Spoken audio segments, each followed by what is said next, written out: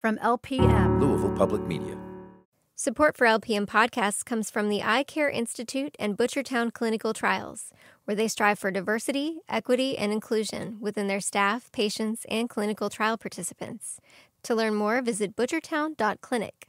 This podcast is sponsored by Talkspace. You know when you're really stressed or not feeling so great about your life or about yourself? Talking to someone who understands can really help. But who is that person? How do you find them? Where do you even start? Talkspace. Talkspace makes it easy to get the support you need. With Talkspace, you can go online, answer a few questions about your preferences, and be matched with a therapist. And because you'll meet your therapist online, you don't have to take time off work or arrange childcare. You'll meet on your schedule, wherever you feel most at ease. If you're depressed, stressed, struggling with a relationship, or if you want some counseling for you and your partner, or just need a little extra one-on-one support, Talkspace is here for you. Plus, Talkspace works with most major insurers, and most insured members only pay a $25 copay or less. No insurance, no problem. Now get $80 off of your first month with promo code SPACE80 when you go to Talkspace.com. Match with a licensed therapist today at Talkspace.com. Save $80 with code SPACE80 at Talkspace.com. I'm Michelle Tyreen Johnson. Welcome to Race Unwrapped, a podcast unwrapping all the ways race affects our world, whether we're thinking about it or not. This season, we've been exploring the intersection of race and humor.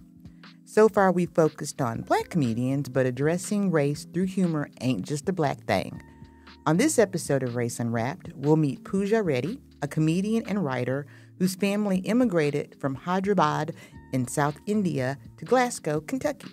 She graduated from the University of Kentucky, and now she lives in Brooklyn. And Reddy's comedy draws on her childhood experiences. Very soon after I was born, my dad got this job in rural Kentucky, so that is where we moved as a family, and that is where I grew up. Yes. A lot of you have also been personally victimized by the location of your parents' green card sponsor. This podcast is sponsored by Talkspace. You know when you're really stressed or not feeling so great about your life or about yourself? Talking to someone who understands can really help. But who is that person? How do you find them? Where do you even start? Talkspace. Talkspace makes it easy to get the support you need. With Talkspace, you can go online, answer a few questions about your preferences, and be matched with a therapist. And because you'll meet your therapist online, you don't have to take time off work or arrange childcare. You'll meet on your schedule, wherever you feel most at ease. If you're depressed, stressed, struggling with a relationship, or if you want some counseling for you and your partner, or just need a little extra one-on-one support, Talkspace is here for you. Plus, Talkspace works with most major insurers, and most insured members only pay a $25 copay or less. No insurance, no problem. Now get $80 off of your first month with promo code SPACE80 when you go to Talkspace.com. Match with a licensed therapist today at Talkspace.com. Save $80 with code SPACE80 at Talkspace.com.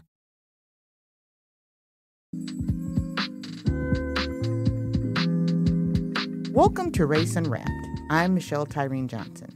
My guest today is Pooja Reddy, a first-generation American whose parents moved from South India to Glasgow, Kentucky.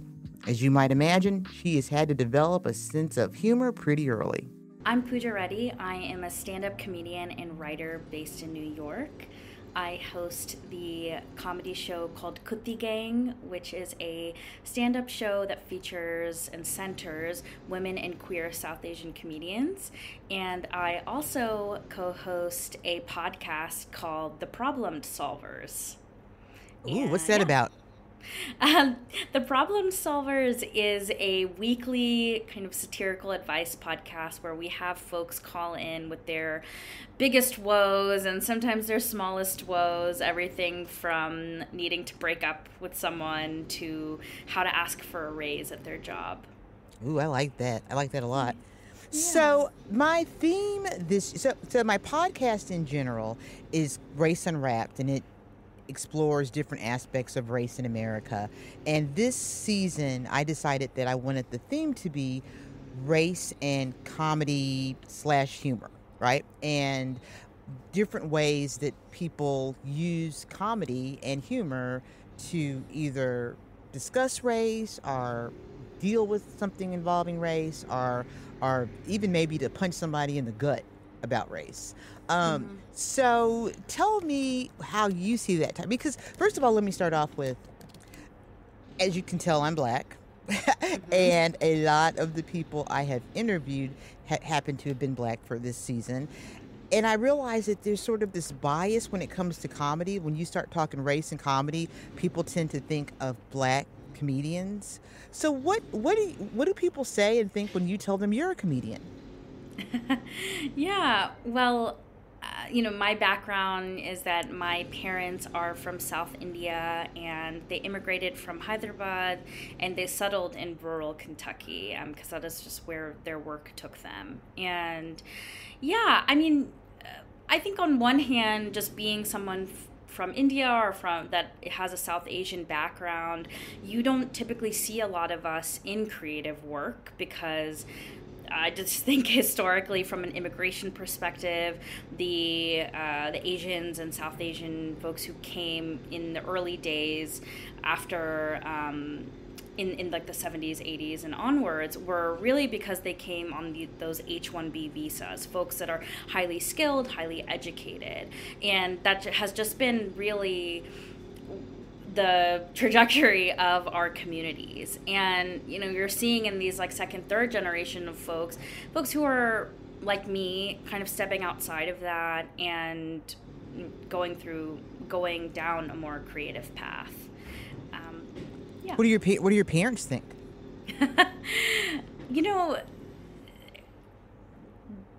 They I don't mean to put you on the spot now. Are we about to, if you don't want to spill family tea, I will totally respect that.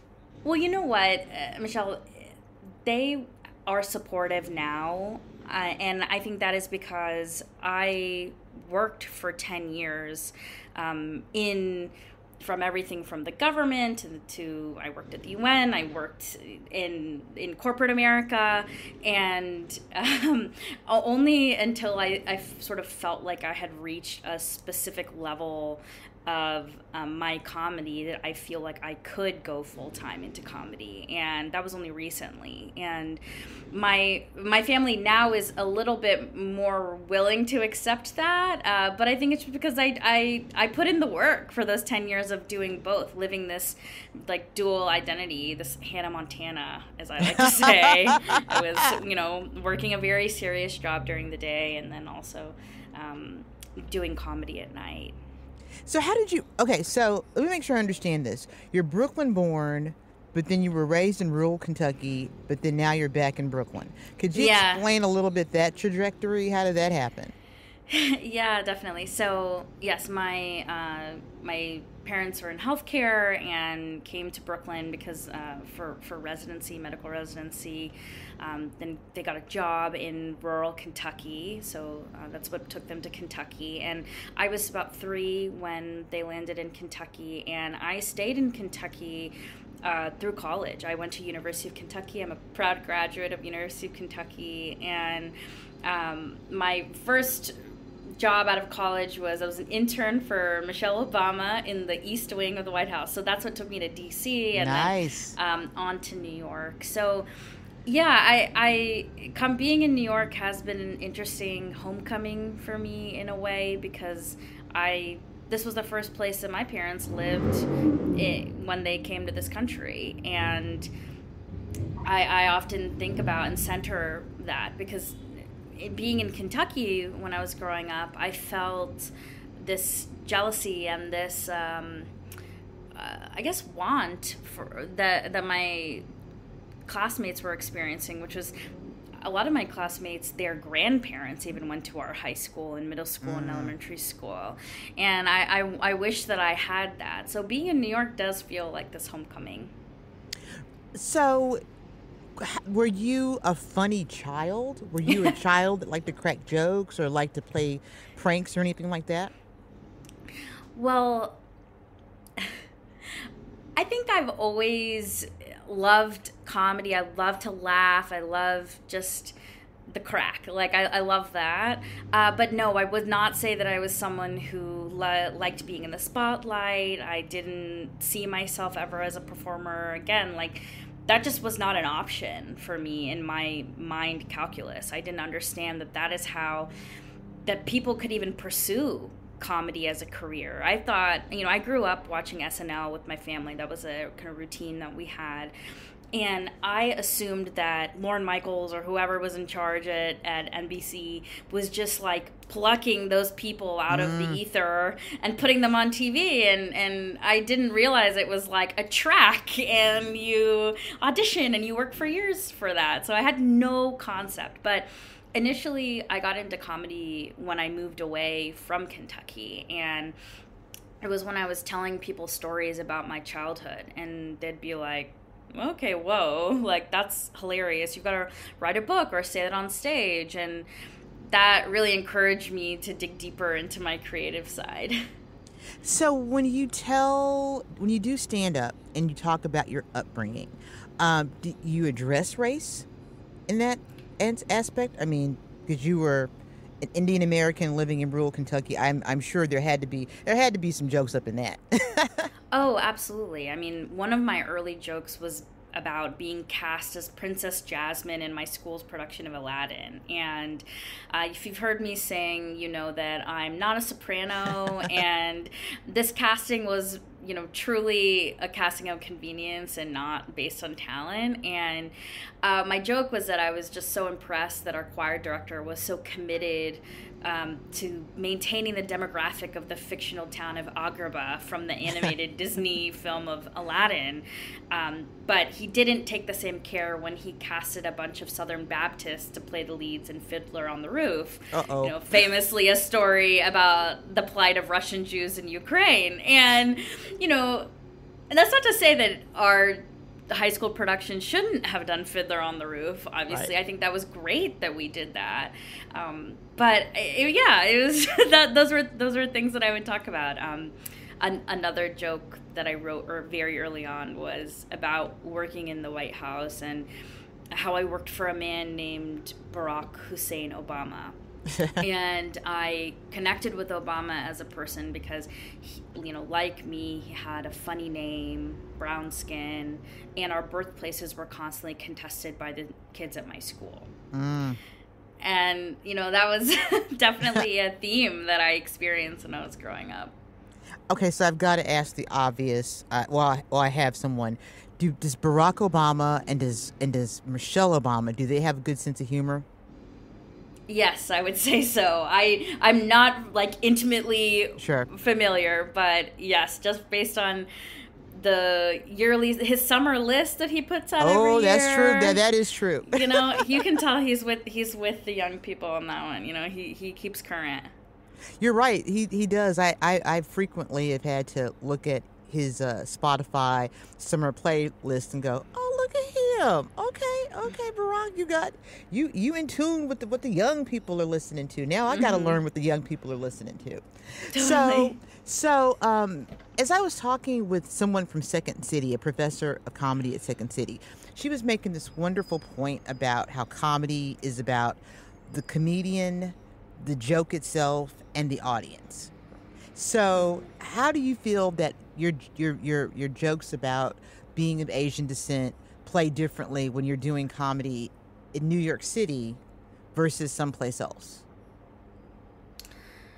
Yeah, it's interesting because you're right. Comedy is very much like holding a mirror up to the audience in a way. And that is how I approach my joke writing. And those jokes that I shared with you, those examples, I did those jokes in Kentucky, actually, at a benefit in Louisville, and they went great because I felt like people in Kentucky were great sports about it because they were less self-conscious and less aware that it's probably not good that they're relating so hard with those things because they're like, oh yeah, I have said that microaggression. Oh yeah, that is what I think when I meet someone from India.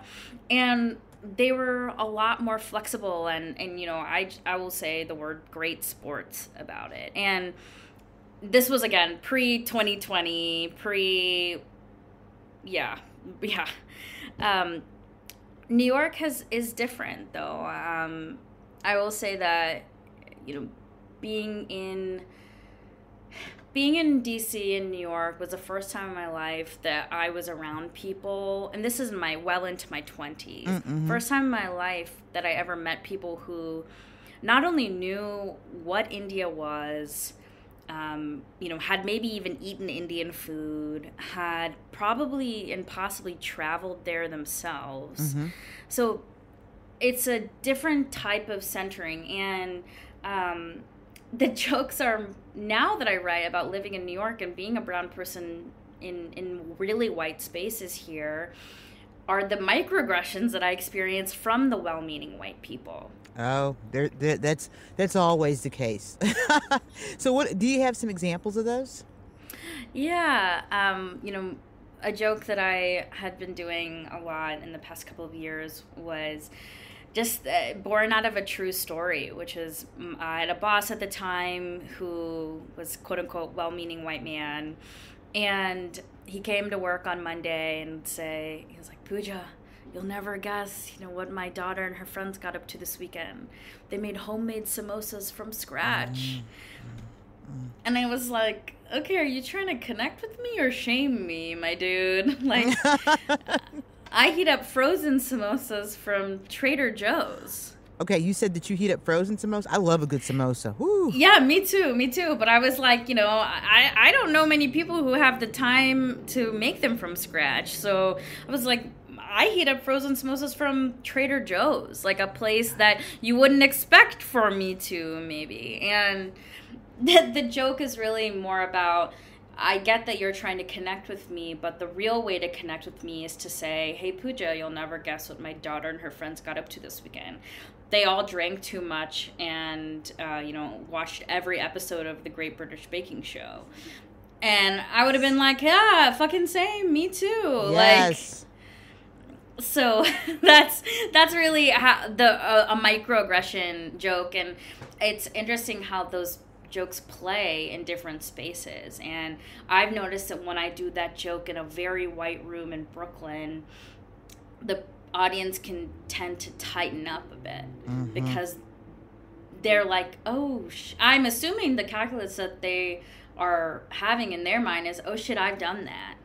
Oh shit, yes. I am that white person who was so proud of the fact that I tried this really cool Indian restaurant over the weekend and said it to my coworker. And again, it's not that I want to discourage people from trying to connect or have moments of connection. I do that myself with my other friends, whether the people who are not from my own identity, whether they be my East Asian friends, my Russian friends, but it's just, I just want to say, even though we all do it, this is my experience of it, right? I get it. No, I get it. I mean, when I was younger and I worked in bigger places, there was always some white person coming up to me, like on a Monday. Oh my God, Michelle, I went to a wedding and I was the only white person. And I'm like, you mean like most of the time that I walk into any place as a black person? But okay, good for you that you were the only for like an hour. Yeah, totally. And yeah, it's definitely interesting. So do you use comedy as a way to explain away stereotypes or to make fun of the stereotypes that people project on you?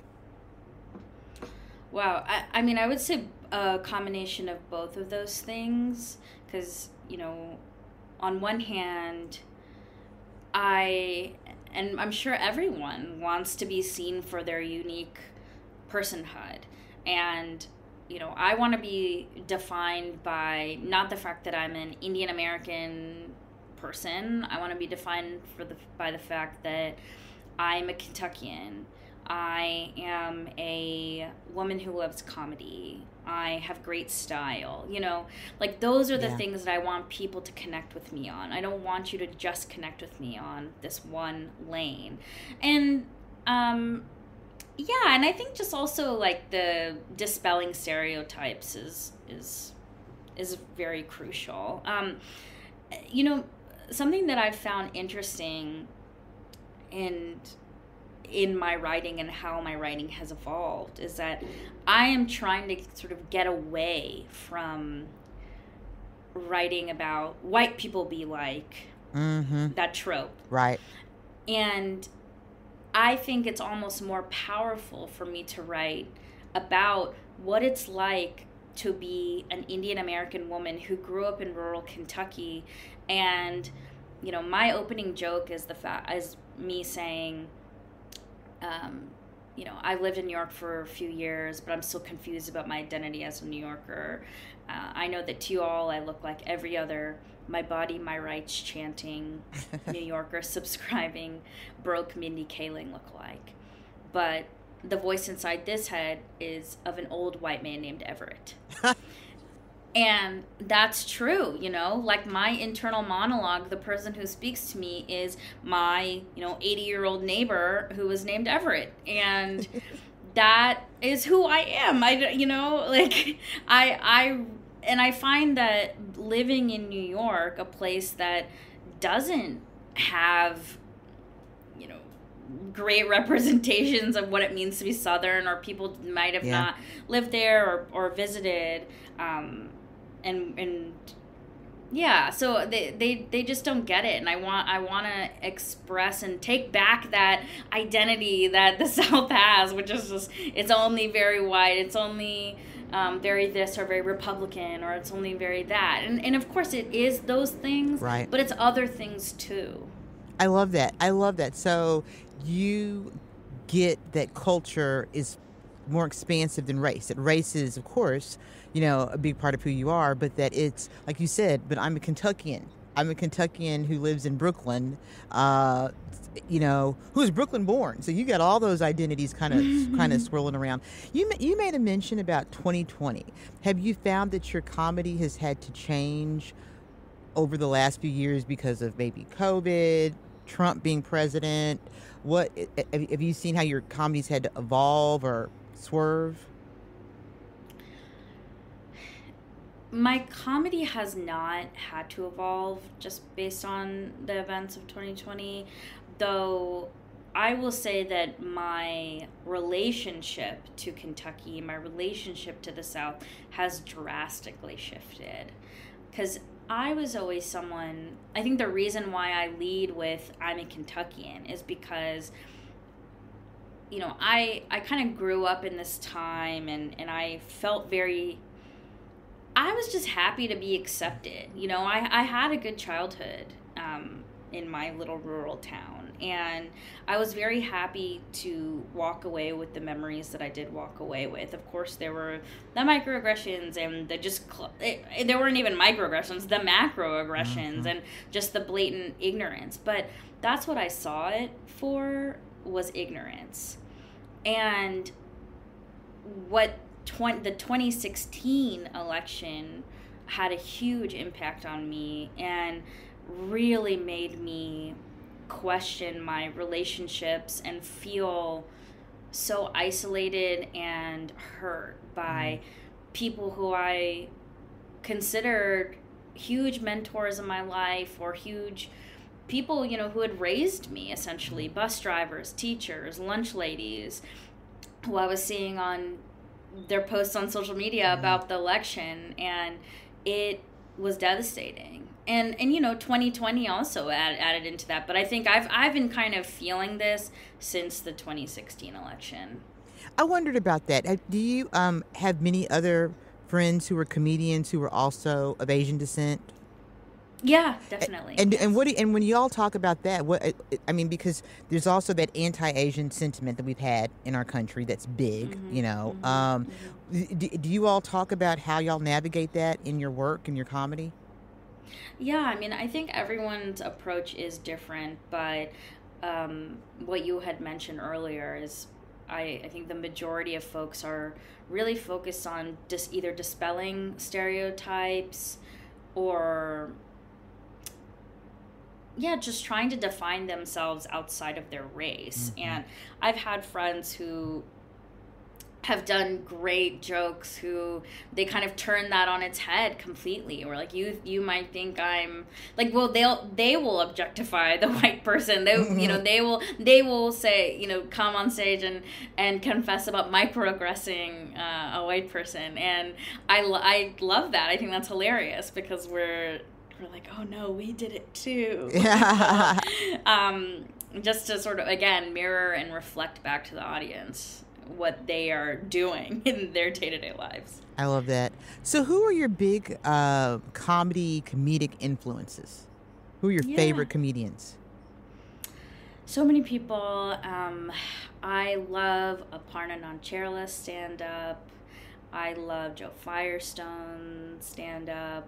I love folks in my network. My co-host for my show Kutti Gang, her name is Zubi Ahmed, she is a Bangladeshi American woman, and she grew up in New York, and she does these great jokes about what it's like to be a New Yorker, and for her, she's like, I identify as a New Yorker first, and yes, I am Bangladeshi, but I'm a New Yorker. And New York is a place of transplants, like especially in the circles that I'm in. So she has kind of this like chip on her shoulder. Like her thing is like, F you guys, like you're in my city, like you hate it here, like we hate that you're here. I know. I can tell. I just saw something on Twitter. I'm sorry, X. Right. that said that they were on an airplane and that on their way to New York, mind you, and that somebody on the plane said, "Well, could you please stop speaking Spanish?" And suddenly everybody who could speak Spanish on the plane, including one of the flight attendants, started speaking Spanish. And I was like, dude, really? You thought that was going to work for you? And flying to New York City of all places? But okay. Yeah. That's poor choice. Yeah. Yes, exactly. So one last thing I want to ask you. Strange way of putting it, but do you find that joking about race, do you find it a shield, a sword, or a book?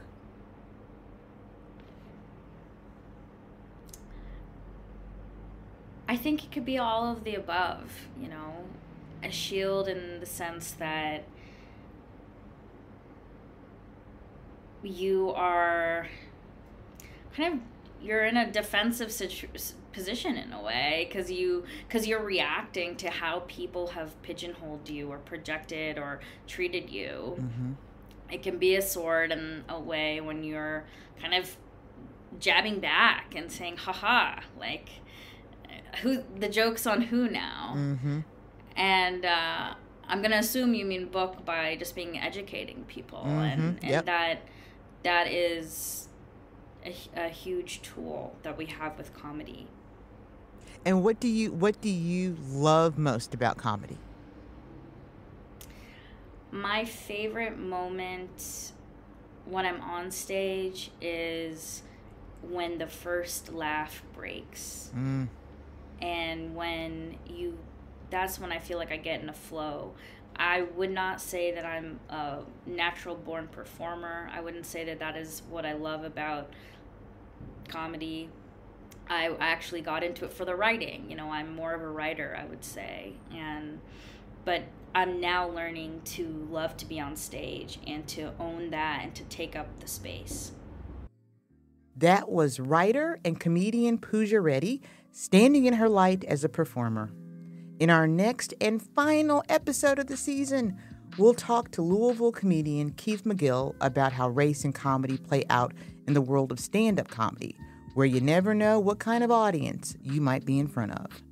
I'm Michelle Tyreen Johnson. Thanks for listening to Race Unwrapped. Race Unwrapped is produced by Michelle Tyreen Johnson for Louisville Public Media. Our senior producer is Laura Ellis. Audio engineering by Eric Matthews and me, Alex Biscardi. Music by Allison Cross. For more information, to contact us, or to support Race Unwrapped, visit lpm.org/raceunwrapped.